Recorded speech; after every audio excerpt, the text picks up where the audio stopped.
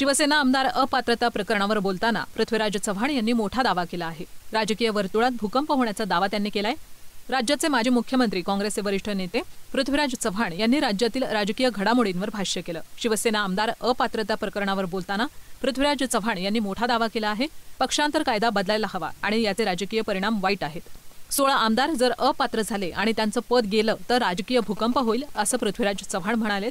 आज या 16 आमदारांना निलंबित केलं आणि त्यांचं मंत्रिपद रद्द केलं, त्यांना पुन्हा मंत्री होणार नाही अशी परिस्थिती समोर आली तर मग एका प्रकारचा राजकीय भूकंप ठरेल तो। आता त्यात दोन गोष्टी आहेत की एक असं बोललं जातं की कदाचित भाजपच्या वरिष्ठ नेतृत्वाला लोकसभा निवडणुकीमध्ये कुणाच्या नेतृत्वाखाली सामोरं जायचं याबद्दल संभ्रम आहे।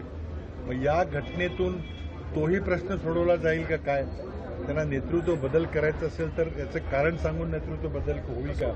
हा त्यातलं राजकीय विश्लेषण आहे। मला वाटतं की जर आमच्या अपेक्षेच्या विरोधामध्ये जर पक्षांतर बंदी कायद्याअंतर्गत पक्षांतर झालं नाही असा निकाल आला तर मग दुर्दैवानं सुप्रीम कोर्टाचा दरवाजा पुन्हा खटखटावा लागेल। विधानसभा अध्यक्ष राहुल नार्वेकर आणि एकनाथ शिंदे यांच्या भेटीवर पृथ्वीराज चव्हाण यांनी प्रतिक्रिया दिली आहे। विधानसभेचे अध्यक्ष विधानसभेत स्वायत्त आहे। विधानसभेच्या अध्यक्षांनी कार्यपालिकेच्या प्रमुखाला मुख्यमंत्र्याला भेटायला जाणे अतिशय गंभीर बाब आहे, चुकीची बाब आहे, ही परंपरेला सोडून झालेली बाब आहे। त्यामुळे उद्या काही घडू शकतं असं वाटतंय।